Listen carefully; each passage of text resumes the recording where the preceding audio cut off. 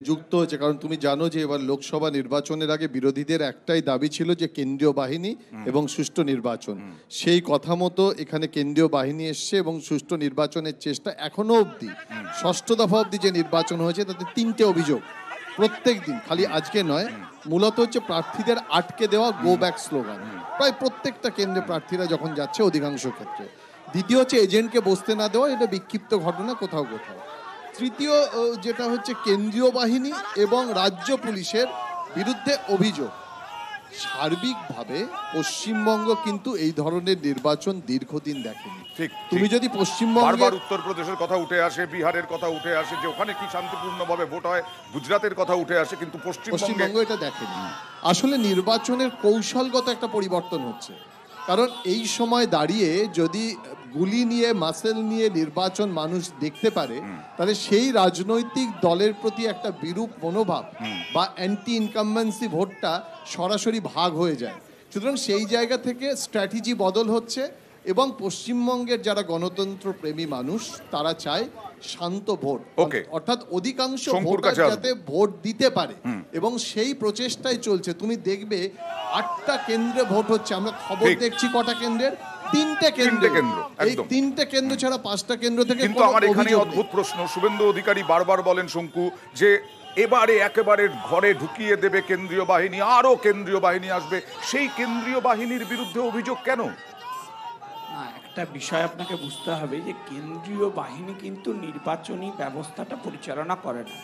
কেন্দ্রীয় বাহিনী নির্বাচনী ব্যবস্থায় সহযোগিতা করে। কেন্দ্রীয় বাহিনী এসে এখানকার পুলিশ প্রশাসন বা যারা রিটার্নিং অফিসার আছেন, ডিএম থেকে এসডিও বিডিও সেই লেভেল পর্যন্ত হচ্ছে তাদের রিপোর্ট করেন এবং তাদের অ্যাসিস্ট করতে আসেন। ফলে তারা এই পুরো ব্যাপারটা তাদের পলিটিক্যালাইজেশন হয়েছে, তাদের তৃণমূলীকরণ হয়েছে। হিরণ বলছে বিক্রি হয়ে গেছে। না, আমার বক্তব্য হচ্ছে ওনার এলাকায় আরও নির্দিষ্ট অভিযোগ আছে তাই উনি বলেছেন, কিন্তু ওভারঅল আমি আপনাকে বলছি যে যেভাবে এটা ব্যবহার করা দরকার ছিল। আপনি আমাকে একটা কথা বলুন, কেশপুর কি পাক অধিগৃহীত কাশ্মীর? কেশপুরে প্রতিবার এই ঘটনা কেন হবে? ইলেকশন কমিশনের দিকেই আমার প্রশ্ন। আমি তৃণমূলকে বলছি না ভাই, আমি তৃণমূলকে বলছি না। কাদের দেখা যাচ্ছে? আরে মুশকিল, আমি সাধারণ মানুষ, আপনি দেখুন সাধারণ মানুষ সবাই চেনে ওখানে কারা সাধারণ মানুষ। আমি ভাই তৃণমূল কংগ্রেসকে বলছি না, আমার বক্তব্য হচ্ছে ইলেকশন কমিশনের কাছে। লাস্টবার আপনি দেখুন কেশপুরে কি হয়েছিল, কাল লাস্টবার ওখানে গুলি চলেছিল, লাস্টবার ওখানে ভারতী ঘোষকে আটকে দিয়েছিল। একই কাণ্ড একটা জায়গায়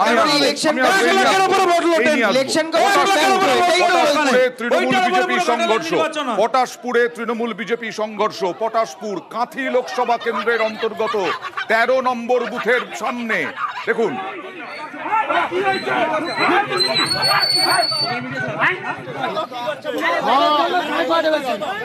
ঘরের জন্য সাই পাইতে বেশি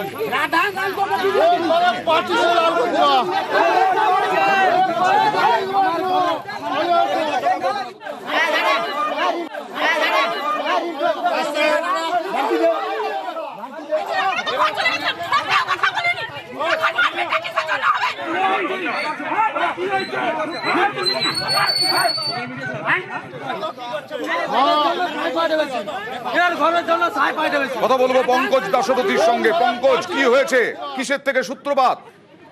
দেখো যেখানে সূত্রপাত তোমাকে জানি রাখি যে আজকের ভোট, সেই ভোটে কিন্তু কাঁথি লোকসভা কেন্দ্রে যেখানে নইপুর গ্রাম পঞ্চায়েতের যে মৈনাথপুর 13 নম্বর বুথে যেখানে বিজেপির কর্মীদের অভিযোগ যে তাদেরকে আটক করে রেখেছে তৃণমূলের আশ্রিত দুষ্কৃতীরা।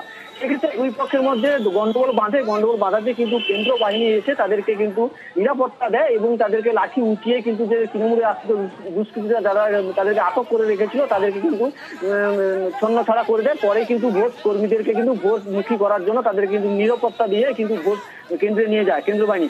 এই নিয়ে কিন্তু পটাশপুর এলাকার যেখানে পটাশপুর বিধানসভার মৈনাথপুর যেখানে নইপুর গ্রাম পঞ্চায়েতের মৈনাথপুর 13 নম্বর বুথে কিন্তু উত্তেজনা সৃষ্টি হয়। সেক্ষেত্রে মহিলারা লাঠি উঁচিয়ে এই যে কর্মীরা যারা আটক করে রেখেছিল তৃণমূলের আশ্রিত দুষ্কৃতীরা যারা অভিযোগ করছে তাদেরকে কিন্তু মহিলারা লাঠি উঁচিয়েও তাড়া করে। সেক্ষেত্রে দুই পক্ষের মধ্যে কিন্তু গন্ডগোল বাঁধে। ঘটনাস্থলে কিন্তু কেন্দ্র বাহিনীর জওয়ানরা এসে লাঠি উঁচিয়ে তাদেরকে কিন্তু যথেষ্ট